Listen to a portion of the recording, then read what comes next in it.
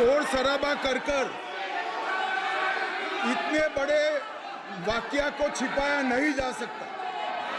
विपक्ष के नेताजी ने कैटेगोरिकली कहा है कि जो अपने आप को हिंदू कहते हैं वो हिंसा करते हैं। मैं फिर से रिपीट करना चाहता हूं, उनका वाक्य था जो अपने आप को हिंदू कहते हैं वो हिंसा की बात करते हैं, हिंसा करते हैं। मान्यवर, इस देश में शायद इनको मालूम नहीं है, करोड़ों लोग अपने आप को गर्व से हिंदू कहते हैं, गर्व से हिंदू कहते हैं। क्या वो सभी लोग हिंसा की बात करते हैं, हिंसा करते हैं? हिंसा की भावना को किसी धर्म के साथ जोड़ना और ये सदन में और संवैधानिक पद पर बैठे हुए व्यक्ति ने, मैं मानता हूं मान्यवर, उन्होंने इसकी माफी मांगनी चाहिए। मान्यवर, मैं उनको एक गुजारिश भी करना चाहता हूं कि इस्लाम में अभय मुद्रा, इस पर इस्लाम के विद्वानों का मत एक बार वो ले ले। गुरु नानक साहब की अभय मुद्रा पर SGPC का मत वो ले ले। और मान्यवर, अभय की बात तो इनको करने का कोई अधिकार नहीं है। आपातकाल में पूरे देश को इन्होंने भयभीत करा है, लाखों लोगों को जेल में डाला। और आतंक, वैचारिक आतंक अगर कभी था, वैचारिक आतंक कभी था तो आपातकाल के वक्त था। और मान्यवर, दिल्ली में दिन दहाड़े हजारों सिख भाइयों का कत्लेआम उनके शासन में हुआ। आज वो भय की बात कर रहे हैं। मान्यवर, मेरा आपसे आग्रह है कि श्री राहुल गांधी, नेता प्रतिपक्ष, पहला भाषण होने के बावजूद माफी मांगनी चाहिए। न केवल सदन, पूरे देश की माफी मांगनी चाहिए।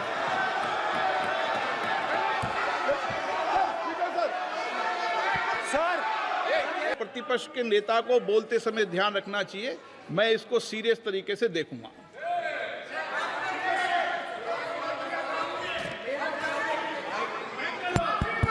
सर, अगर आप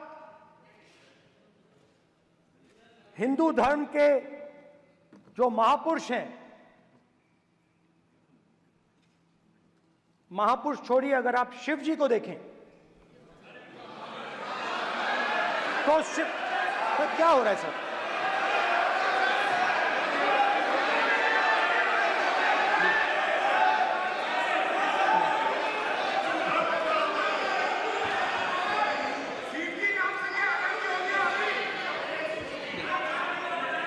अगर आप शिव जी को देखें तो उनकी इमेज से आपको पता लगता है कि हिंदू डर नहीं फैला सकता, हिंदू हिंसा नहीं फैला सकता, हिंदू नफरत नहीं फैला सकता।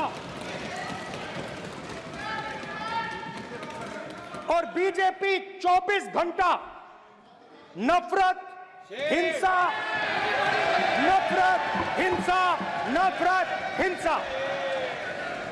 स्पीकर सर, कहां तक इन्होंने डर फैला दिया है?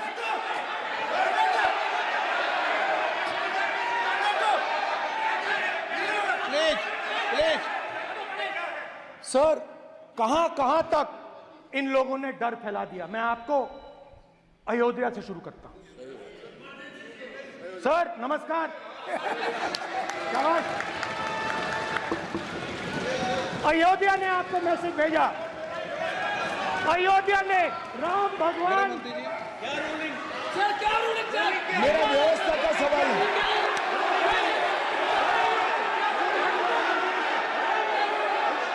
इस सदन के नियमों की पुस्तिका, इससे कुछ सदस्यों को क्या मुक्ति दे दी गई है?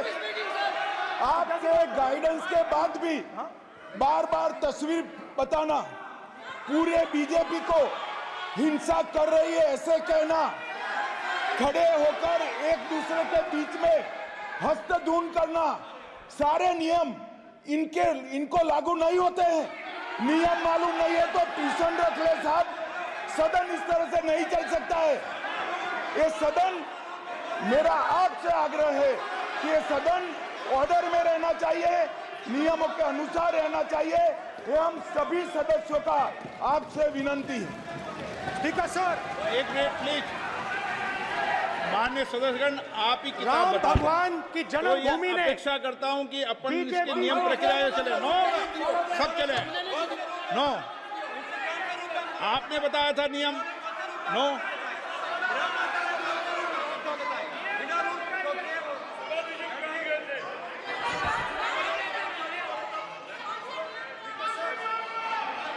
माइक दीजिए सर। हाँ सर, मेरा सवाल है सर, इस माइक का कंट्रोलर किसके हाथ में? प्लीज बैठिए, बैठिए, बैठिए। सर ये ऑफ होता है, प्लीज बीच में माने ऑफ हो बैठिए जाता है। प्लीज। ये बार कई बार विषय उठ गई और बहुत गंभीर, और माननीय सदस्य, आप प्रतिपक्ष के नेता हैं, आप सदन के बाहर भी ये बात कहते हैं कि माइक बंद कर देते हैं। मैंने कई बार आग्रहपूर्वक किया कि आसन पर इस तरीके का आरोप नहीं लगाए। नो, प्लीज बात सुनिए। आसन पर सभी दल के, प्लीज, आसन पर सभी दल के लोग बैठते हैं और सभी दल के लोग सभापति तालिका पे हैं, और सब जानते हैं कि एक व्यवस्था होती है, जिस भी माननीय सदस्यों को आग्रह किया जाता है बोलने का वो बोला जाता है, और जिसको आग्रह नहीं किया जाता उसका माइक चालू नहीं होता। आप बोलने के लिए खड़े, आपका माइक कभी बंद नहीं हुआ, कभी बंद नहीं हुआ। आप अगर आसन में जो भी विराज रहे हैं वो अगर आपका नाम नहीं पुकारते हैं तब माइक चालू नहीं होता।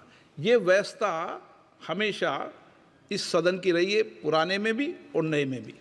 कभी आसन पे व्यक्ति पर माइक का कंट्रोल नहीं होता। दूसरा, माननीय प्रतिपक्ष के आप नेता हैं और आपसे ये अपेक्षा की जाती है कि आप लोकसभा की प्रक्रिया का, संचार नियम का पालन करें, संविधान की जो व्यवस्थाएं दे रखी है उसकी पालन करें, और सदन में बोलते समय किसी भी धर्म को के ऊपर ऐसा आक्षेप नहीं करें जिससे पूरे देश के अंदर विषय पैदा हो। ये आपसे अपेक्षा की जाती है।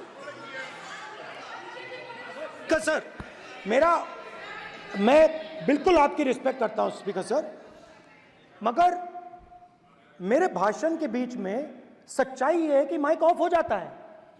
मैं क्या करूं, हो जाता है वो। अब आपने देखा मैंने अयोध्या शब्द यूज किया और माइक ऑफ हो गया। नो, अरे ये प्रधानमंत्री मोदी जी के टाइम में आधा आधा पैरा आएगा क्या? तो अयोध्या ने राम भगवान की जन्मभूमि, प्लीज ब्रदर, राम भगवान की जन्मभूमि ने बीजेपी को मैसेज दिया, और ये आपके सामने मैसेज बैठे हुए हैं। मैंने इनसे पूछा, कल कॉफी पी, इनसे मैंने पूछा कि बताइए ये हुआ क्या। बीजेपी ने राम मंदिर का इनॉग्रेशन किया, बोलने दीजिए, राम मंदिर का इनॉग्रेशन किया। अरे भाई आप हार गए, उसको सहन करिए। नाम बोलने की कोई जरूरत नहीं है, मैं भाषण दे रहा हूं, आप नहीं दे रहे हो। मुझे बोलना है जो बोलना है, मुझे नाम लेने की कोई जरूरत नहीं। मुझे जो बोलना है मैं बोलूंगा। तो अयोध्या ने मैसेज दिया और मैंने इनसे पूछा कि हुआ क्या, और इनका जवाब आया। मैंने उनसे पूछा कि आपको कब पता लगा कि आप अयोध्या में जीत रहे हो, और आपने कहा पहले दिन से मुझे पता था। सही बात। और मैंने कहा ये क्या हुआ? उन्होंने कहा राहुल जी, अयोध्या में एयरपोर्ट बना, अयोध्या की जनता से जमीन छीनी गई और आज तक उन्हें मुआवजा नहीं मिला है। उन्होंने कहा, सही बात, उन्होंने कहा कि अयोध्या में जो भी छोटे छोटे दुकानदार थे, जो भी छोटी छोटी बिल्डिंग्स थी, उन सारों को तोड़कर गिरा दिया गया और उन लोगों को सड़क पर कर दिया गया।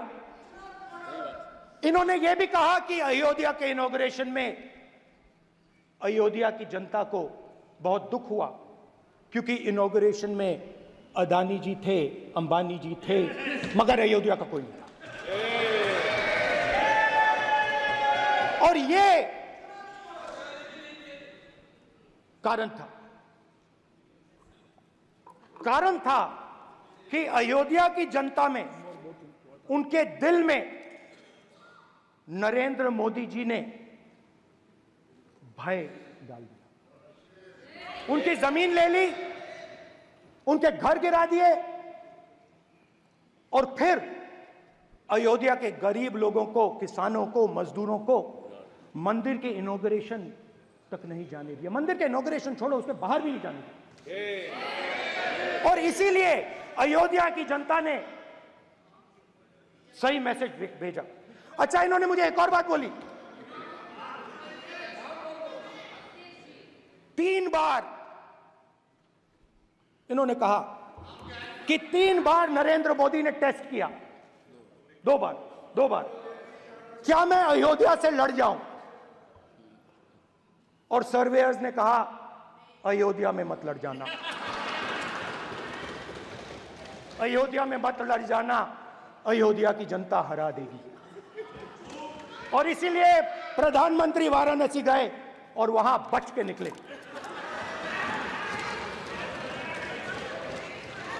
तो अयोध्या की जनता को डराया, पूरे देश को डरा दिया।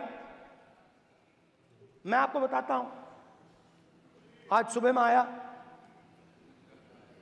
राजनाथ सिंह जी ने मुस्कुरा के मुझे नमस्ते की,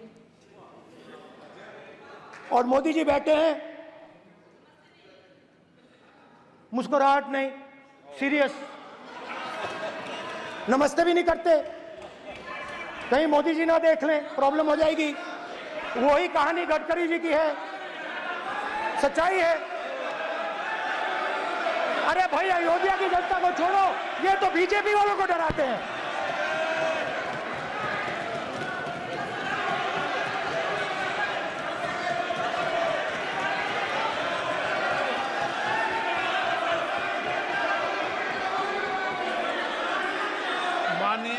सर क्या है?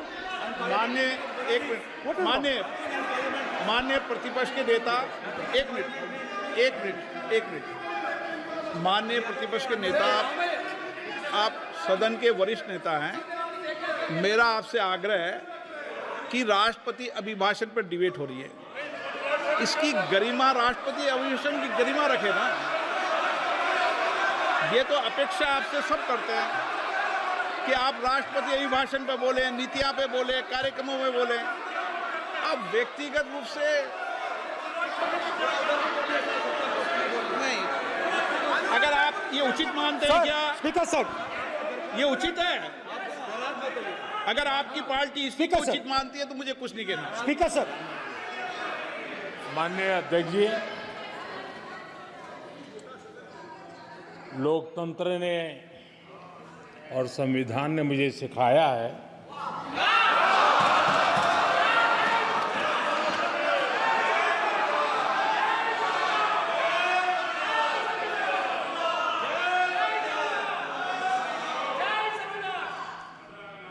कि मुझे विपक्ष के नेता को गंभीरता से लेना चाहिए।